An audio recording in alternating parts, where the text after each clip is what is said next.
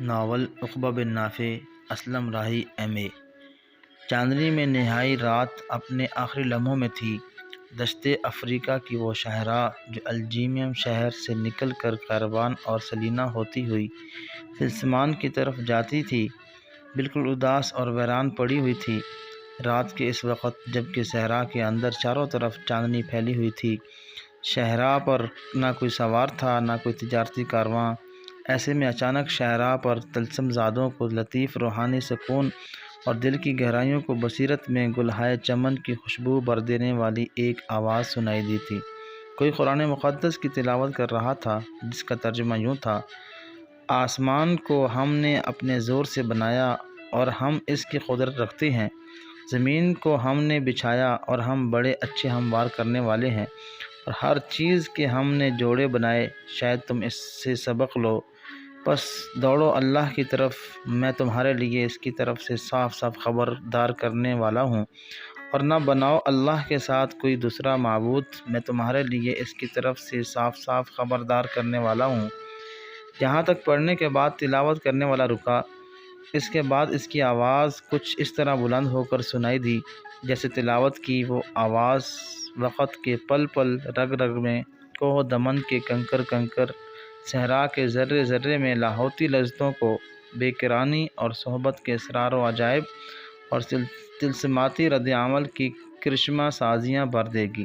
تلاوت کی آواز پھر سنائی دی: یوں ہی ہوتا ہے، ان سے پہلے کی قوموں کے پاس کوئی رسول ایسا نہیں آیا جسے انہوں نے یہ نہ کہا ہو یہ ساحر ہے یا مجنوں۔ کیا ان سب نے آپس میں اس پر کوئی سمجھوتا کر لیا ہے؟ نہیں، یہ سب سرکش لوگ ہیں۔ پس اے نبی، ان سے رخ پھیر لو، تم پر کوئی ملامت نہیں۔ یہاں تک پڑھنے کے بعد تلاوت کرنے والا پھر رکا تھا۔ اس کے بعد اس کی آواز میں کچھ اس طرح دھیما پن آیا تھا جیسے زندگی کی جستجو وقت کی ناآشنا تشنگی میں انجم و ثریا، شبنم اور فطرت، ساحل اور موجوں کی اسرار امیز سرگوشیاں سنائی دی ہوں۔ اس نے پھر تلاوت کی تھی: البتہ نصیحت کرتے رہو، کیونکہ نصیحت ایمان لانے والوں کے لیے نافع ہے۔ تلاوت کرنے والا پھر رکا۔ کچھ دیر فضاؤں کے اندر خاموشی رہی۔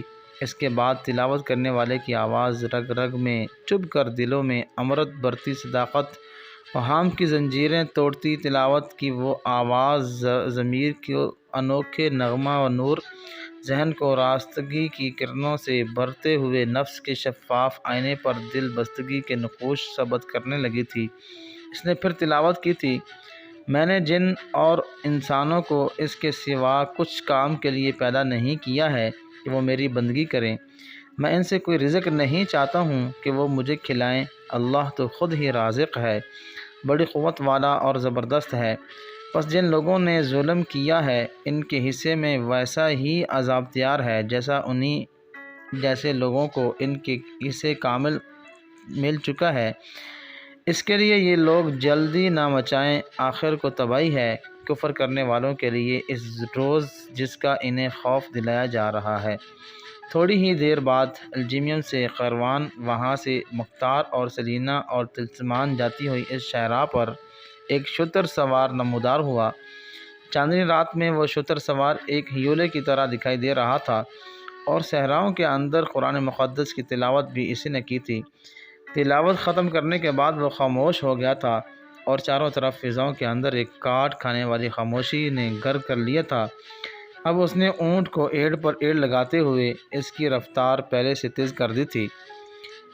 الجیریم کے پاس سے گزرنے کے بعد وہ جب کافی آگے بڑھ گیا، تب مشرق کی طرف دیکھتے ہوئے اس نے اپنے شتر کو روک دیا تھا، اس لیے کہ سورج طلوع ہونے والا تھا۔ اونٹ کو روکنے کے بعد گردن پر ہاتھ جماتے ہوئے وہ نیچے اترا۔ اونٹ کی نکیل اونٹ کے گھٹنوں پر مارتے ہوئے، ساتھ ہی ہش ہش کی آوازیں نکالتے ہوئے اس نے اونٹ کو بٹھا دیا اور اونٹ کا گھٹنا باندھ دیا۔ اس کے بعد اس نے اونٹ کے کجاوے کے ساتھ بندھی ہوئی چھاگل سے وضو کیا۔ ایک بار پھر غور سے مشرق کی طرف دیکھا۔ فجر کی نماز کا وقت ہو چکا تھا۔ کچھ سوچتے ہوئے وہ قبلہ رخ ہوا۔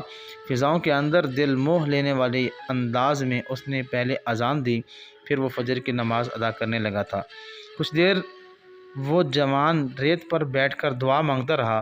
اتنی دیر تک رات اپنے انجام کو پہنچ چکی تھی، چاروں طرف روشنی پھیل گئی تھی۔ وہ سوار اٹھ کھڑا ہوا، اونٹ کا گھٹنا کھول کر اسے بھی اٹھایا۔ اتنی دیر تک مشرق سے سورج طلوع ہو رہا تھا۔ اب سوار پہلے کی طرح اسی صحرا پر سفر کر رہا تھا، حتیٰ کہ سورج کافی چڑھ آیا اور صحرا کے اندر گرمی اپنے عروج پر آ گئی تھی۔ سورج بلند ہوتا ہوا نصف النہار کی طرف آ رہا تھا اور صحرا کے اندر اٹھتی گرمی کی لہریں لب سوختہ کی داستانیں اور قرب خیزی کی سیج سجانے لگی تھی۔ اس صورتحال میں اس شتر سوار نے چاروں طرف ایک نگاہ دوڑائی۔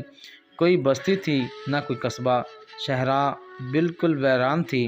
سوار کے چہرے پر اس لمحہ ہلکا سا تبسم نمودار ہوا۔ اس کے بعد اس نے بڑے قرب خیز انداز میں ہدی گانا شروع کی تھی۔ ہدی کی آواز سن کر اس کا اونٹ چند لمحے بلبلاتا رہا، پھر بپر گیا اور آپ ہی آپ ہدی کی آواز سن کر اس نے اپنی رفتار تیز کر دی تھی۔ اب اس کا اونٹ صحرا کے ذروں کو اپنے گدی دار پاؤں تک رونتا ہوا بڑی تیزی سے اس صحرا پر بھاگ رہا تھا۔ کچھ دیر آگے بڑھنے کے بعد سوار نے اونٹ کی رفتار کم کر دی۔ اس کے چہرے پر ہلکا سا تبسم نمودار ہوا تھا، اس لیے اسے اپنے سامنے ایک نخلستان دکھائی دے رہا تھا۔ ساتھ ہی اس نخلستان سے اسے ظہر کی اذان بھی سنائی دی تھی۔ شتر سوار کچھ دیر تک اونٹ کی گردن تھپتھپاتا رہا۔ اونٹ درمیانی رفتار سے آگے بڑھتا رہا، جہاں تک کہ اس نخلستان میں داخل ہوا۔ نخلستان سے باہر کھجور کے تنوں اور کھجور کے پتوں سے بنی ہوئی ایک مسجد تھی، جس میں نماز شروع ہونے والی تھی۔ شتر سوار وہاں جا کر رکا، اونٹ کو بٹھایا، اونٹ کا گھٹنا باندھ کر وضو کیا اور دوسرے لوگوں کے ساتھ نماز کے لیے کھڑا ہو گیا تھا۔ نماز پڑھنے کے بعد جب وہ دوبارہ اونٹ کے پاس آیا، اپنے اونٹ کو اٹھانا ہی چاہتا تھا کہ ایک نوجوان اس کے پاس آیا جو اپنے چہرے سے بربری لگتا تھا۔ شتر سوار کو مخاطب کر کے کہنے لگا، میرا نام نعیم بن حماد ہے، بربر ہوں۔ اگر میں غلطی پر نہیں تو آپ مسافر ہیں، کیا میں آپ کی منزل جان سکتا ہوں؟ شتر سوار نے اس نوجوان کی طرف دیکھا جس نے اپنا نام نعیم بن حماد بتایا تھا، اس سے پرجوش مصافحہ کیا، پھر مسکراتے ہوئے لہجے میں کہنے لگا۔ اگلی آڈیو سننے کے لیے ایپیسوڈ نمبر 2 دیکھیں۔ پیارے دوستو، اگر ہماری آڈیو اچھی لگے تو ہمارے چینل کو لائک کریں، شیئر کریں اینڈ سبسکرائب کریں۔ تھینک یو ویری مچ، بہت شکریہ۔